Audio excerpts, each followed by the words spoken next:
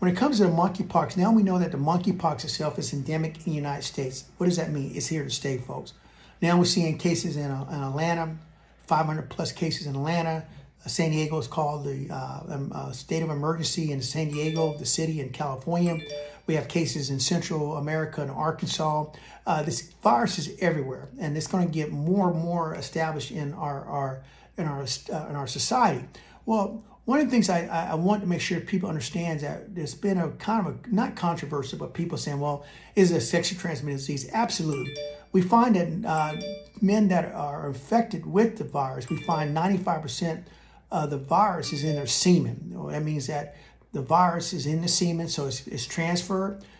You can imagine somebody having lesions in their mouth, lesions in the genital areas. They leaking viruses, and you come in contact with the genital areas, like you kiss somebody in the mouth, you can get, or other sexual practice, you can get monkeypox. Monkeypox is nothing to be joke around with, folks. And a lot of people don't realize that our first real monkeypox epidemic here in the United States was in 2003. Had 80 plus cases in Midwest out of prairie dogs at a pet shop. It was kind of contained. But what's happened over the last several years is that the virus has mutated.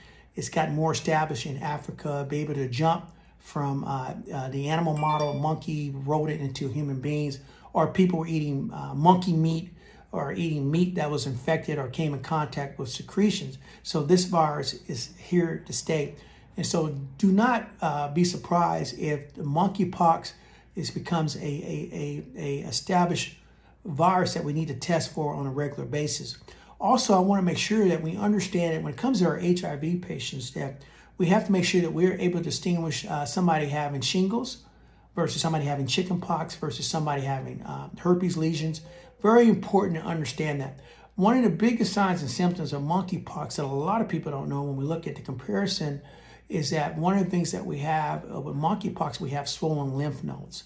So that lymphadenopathy is a very hallmark sign of somebody having monkeypox versus all the other diseases. Even though you can get lymph node swelling, with this monkeypox, it's a distinctive factor. People get swollen lymph nodes, and that makes kind of sense because you see where the lesions are located at in the inguinal area, genital area, mouth. You can get the buccal area, lymph nodes in the neck, etc., cervical lymph nodes. So it's a reality, folks. And so making sure that you stay on top of this and continue to be stewards of your own health.